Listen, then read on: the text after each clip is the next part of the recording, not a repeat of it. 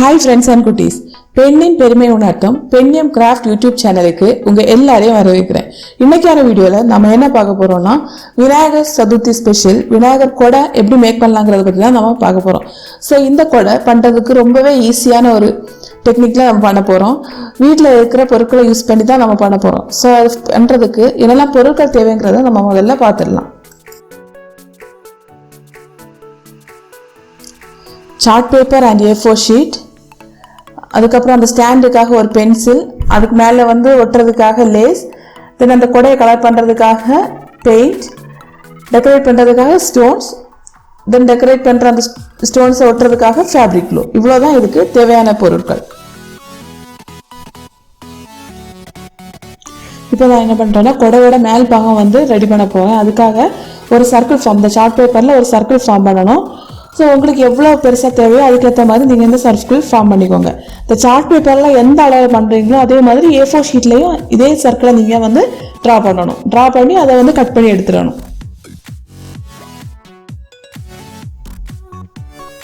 நான் இப்போ இந்த சர்க்கிளை மேக் பண்ணியாச்சு. இதுக்கப்புறம் என்ன பண்ணுறேன்னா அந்த A4 ஷீட்டை எடுத்து 4 டைம்ஸ் வந்து மடிக்க போகிறேன். இது வந்து ஃபர்ஸ்ட் டைம், அதுக்கப்புறம் second time, third time, fourth time.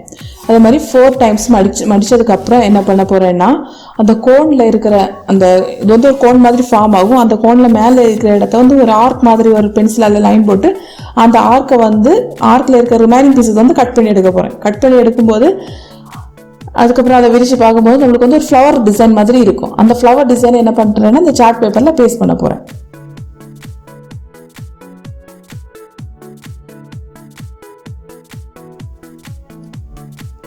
இப்போ அந்த சார்ட்டில் பேஸ்ட் பண்ணதுக்கப்புறம் ரிமைனிங் இருக்க அந்த எல்லோ சார்ட்டை வந்து அதே அளவில் நான் வந்து கட் பண்ணி ரிமூவ் பண்ண போகிறேன்.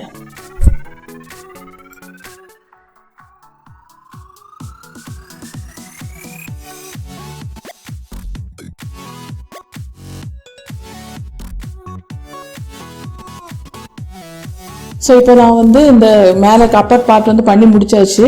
இதில் வந்து இது இப்போ வந்து ஃப்ளாட் ஷேப்பில் இருக்குது. இதை வந்து நான் கோன் ஃபார்மாக மாற்றணும். அதுக்காக என்ன பண்ணுறேன்னா இதில் இருக்க 2 பெட்டில் வந்து ரிமூவ் பண்ணுறேன். இந்த யூ மாதிரி இருக்கிற அந்த 2 பெட்டில் வந்து ரிமூவ் பண்ணிவிட்டு அதுக்கப்புறம் ஜாயின் பண்ணும்போது என்ன ஆகுதுன்னா எனக்கு வந்து ஒரு கோன் ஷேப் மாதிரி கிடைக்குது.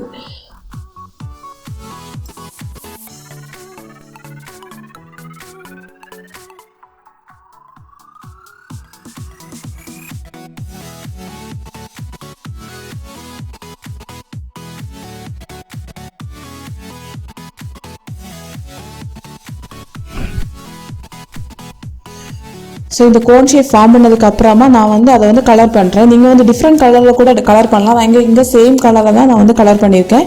கலர் பண்ணதுக்கப்புறம் அந்த யூ மாதிரி இருக்கிற அந்த ஓவர் லைனையும் வந்து ஜாயின் பண்ணி செயின் ஸ்டோன் வந்து நான் வந்து ப்ளேஸ் பண்ணுறேன். ஸோ எல்லா இதுலையுமே நான் வந்து செயின் ஸ்டோன் ப்ளேஸ் பண்ணதுக்கப்புறம் அந்த இதுக்கு இடையில இருக்கிற அந்த கேப்ஸில் ஃபுல்லாகவே சின்ன சின்ன பீட்ஸை வந்து ஜாயின் பண்ணுறேன். இவ்வளோதான் நான் பண்ண டெக்கரேஷன். உங்களுக்கு வந்து இதில் எவ்வளோ க்ரியேட்டிவாக நீங்கள் பண்ணணும்னு நினைக்கிறீங்களோ அதுக்கேற்ற மாதிரி நீங்கள் வந்து பண்ணலாம்.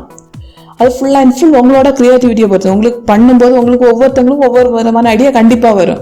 ஸோ அதுக்கேற்ற மாதிரி நீங்கள் வந்து என்ன பண்ணலாம்னா டிசைன் பண்ணலாம்.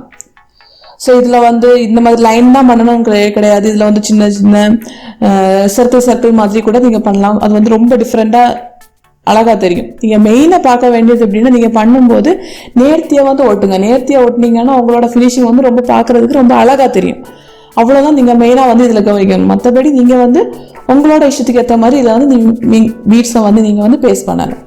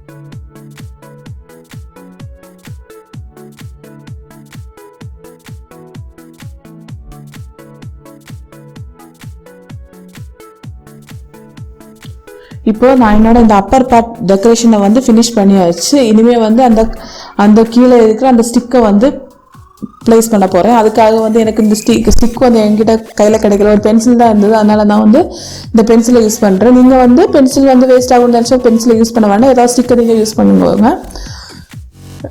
ஸோ இதை வந்து அப்படியே வச்சோன்னா நம்மளுக்கு பார்க்குறதுக்கு அழகாக இருக்காது. அதனால் அதுக்கு மேலே என்ன பண்ணுறேன்னா ஒரு லேஸை வந்து பேஸ்ட் பண்ணி விடுறேன். ஸோ இதே மாதிரி நீங்கள் வந்து ஃபுல்லாக ரோல் பண்ணி இந்த லேஸை வந்து ஃபுல்லாகவே கவர் பண்ணி விட்டுக்கோங்க.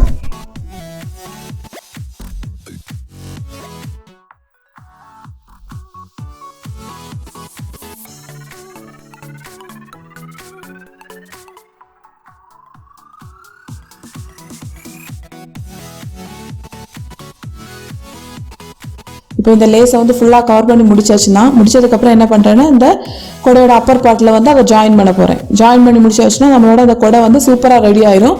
இதே மாதிரி நான் வந்து என்னோட சேனலில் கோகனட் ஷெல்லில் இந்த மாதிரி கொடை எப்படி பண்ணலாங்கிறதும் போட்டிருக்கேன். நான் வந்து லிங்க் வந்து டிஸ்கிரிப்ஷன் பாக்ஸில் கொடுக்குறேன். உங்களுக்கு வேணும்னா நீங்கள் செக் பண்ணி பாருங்கள். அது வந்து இன்னும் கொஞ்சம் டிஃப்ரெண்ட்டாக இருக்கும். இந்த வீடியோ உங்களுக்கு பிடிச்சதுன்னா என்னோட சேனல் லைக் பண்ணுங்கள், ஷேர் பண்ணுங்கள், சப்ஸ்கிரைப் பண்ணுங்கள். இந்த மாதிரி இன்ட்ரெஸ்டிங்கான இன்னொரு வீடியோவில் சந்திக்கலாம். அது வரைக்கும் பாய்.